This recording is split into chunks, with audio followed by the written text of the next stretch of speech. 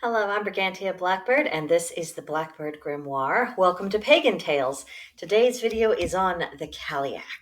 If the image of an elderly woman in the middle of a snowy wood popped into your mind upon hearing the title, then you're definitely on the right track. She hails from the Celtic pantheon, and she is not merely synonymous with winter, she is the personage said to bring it about, at least in some of the myths. So, who is the Cailleach? Prepare yourself for an interesting journey down many a twisting and turning road. If you've missed any of my previous hissy fits regarding the identity and lineage of various Celtic deities, let me assure you that the question of who's who and what's a title versus what's a personal name and which deities are the same, they just have slightly different names and slightly different locales in the Celtic world, and trying to sort all of that out, that is a very convoluted business indeed that may result in migraines or the sudden desire to rip out one's hair by the roots. If you feel a bit daunted by the task, fear not, you have company. And I would suggest pausing the video to make yourself a nice cup of tea and then proceed. So, we're entering without our own risk. To begin with, we do encounter the Cailleach in Ireland, Scotland, and the Isle of Man primarily. For whatever reason, she doesn't appear to be part of the surviving lore in what is now known as Wales. Some people draw parallels between the Cailleach and goddesses such as Skadi, Gaia, Frau Hala, and Baba Yaga, but we won't be getting into that particular hornet's nest this video. Just deciphering who the Cailleach is in the Celtic context is enough to contend with. I mean, reason totters, as it is. So the Cailleach is also known as the Veiled One, the Queen of Winter, and the Hag. She's considered to be both a creator and a destroyer, and has the power to determine the length and harshness of the winter season. She's depicted as an old woman, frequently veiled, sometimes with only one eye, with extremely pale, sometimes almost blue skin, red teeth, and clothes that are decorated with skulls. Among her abilities are said to be able to leap over mountains, to ride out the wind of storms, and according to Manx tradition, she could shapeshift into a huge bird if she wanted to.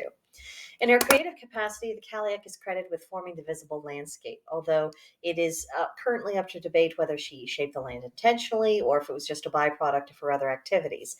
No one's really quite sure. But the Cailleach also had care of wild animals, and she was considered a goddess of the grains and a goddess of sovereignty. The Cailleach, depending upon who you ask, could renew herself seasonally, become a young woman in the spring, and then age back into an old woman come the winter. In Irish tradition, the Cailleach had 7 periods of youth in which she married and bore children, and by the end of these 7 periods, after her spouses had died and her children had died, at that point she permanently became the crone. But in Scotland and in the Isle of Man, the Cailleach is renewed yearly, and some say she transforms into the goddess Brigid. Yes, you heard me correctly. There is a vigorous debate regarding the link between the Cailleach and Brigid. Some are adamant that these goddesses are wholly separate and just have rulership over opposite ends of the years, while others are just as certain that these goddesses are one and the same and that it's just beyond dispute. So let's unpack the idea. According to Scottish folklore, the story goes that the Cailleach imprisons the goddess Brigid in a cave in the winter. Then the god Angus Og, the god of love, rescues Brigid in the spring, who is either the nemesis of the Cailleach or she is the youthful incarnation of the Cailleach. And then we have the business of Lower Scotland, which experienced a strong mixture of Celtic, Norse, and Saxon cultural influences. And in this locale, the Cailleach came to be called Geared Carling. Gear Carling was also believed to be able to take the form of a witch queen, or the queen of the unseelie court, queen of Elfame, who could appear young or old at will.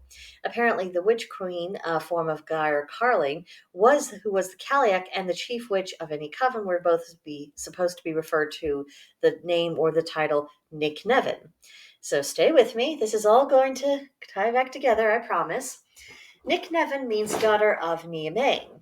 Neomane is one of the titles of the Morrigan, which could make the Cailleach the daughter of the Morrigan and the Dagda, which also ties into the theory that the goddess Brigid is the daughter of the Dagda and the Morrigan, as opposed to the Dagda and Boann, or the Dagda and the goddess Danu. This would make the Cailleach and Brigid either sisters or the same goddess known by different titles depending on what particular hat she's wearing at certain times of the year. Make of that tangled mess what you will. Do your own research, hear all sides of the argument. I'm not particularly convinced one way or the other at this juncture, but it is interesting information to consider in the overall equation of who the Cailleach is and what we can learn from her. The Cailleach, we know, is also a witch. One source I consulted that disputed the claim expressed a distorted view of what witchcraft actually is, and so therefore the author is not really in a position to know whether or not a deity is properly considered to be a witch and why. So on that basis, we'll just set that author's opinion to one side and dismiss their argument because they're starting from a faulty premise. Now, the Cailleach in the role of crone is the embodiment of the end destination of all those who practice the craft. The goal is always the pursuit of the wisdom that can be gained through magical practice, combined with the wisdom that can be acquired through the aging process and having lived a full life. The power of a person who is mature in mind as well as in years can be quite potent. It's not as flashy as the power of youth or as overt of the power of the childbearing years and being in the prime of life, but to become the crone is to possess the greatest power of all. It is a state of complete integration of one's being, and the Cailleach knows all about that. This is the kind of wisdom and a source of strength we desperately need in our youth-worshipping culture. Too many people get trapped looking backwards, wishing themselves younger, and in doing so they miss out on every opportunity to make the most of the stage of life they're actually in. So perhaps one of the most necessary lessons the Cailleach can teach us is to not resent the passage of time. Winter must always come. There's a time for dormancy and rest, and there's a time for all things to die. Rejuvenation for the earth and for our spirits will always come in due course, but there is no skipping the period of the winter. Imagine what a difference it would make to our culture if more people embraced this natural progression and worked at acquiring and applying wisdom. At the moment, we're several generations into the I don't want to grow up mentality, and the consequence is that in times of crisis, when we are most open to wisdom from the older generations, they seldom have much wisdom to provide. So many bad ideas would be dismissed and never implemented if people just learned from past errors. Our rejection of maturity, and by extension of the Cailleach, has been a net loss for us all. But this can be corrected, and that begins with us turning our attention to Winter's crone and welcoming her lessons as she sees fit to dispense them. Acceptance of the natural order will go a long way towards restoring our own personal equilibrium and that of our societies. So that is what I have for you on the Cailleach. Next week, we're going to be talking about Jack Frost, who is more ancient than you might think, so be sure to come back for that. In the meantime, any of your impressions, your thoughts, any experiences you might have with the Cailleach, share them in the comments section, or send me an email at brigantiablackbird@protonmail.com, and I would love to hear all about it. But that will do it for now, and I will see you guys in the next one. Bye.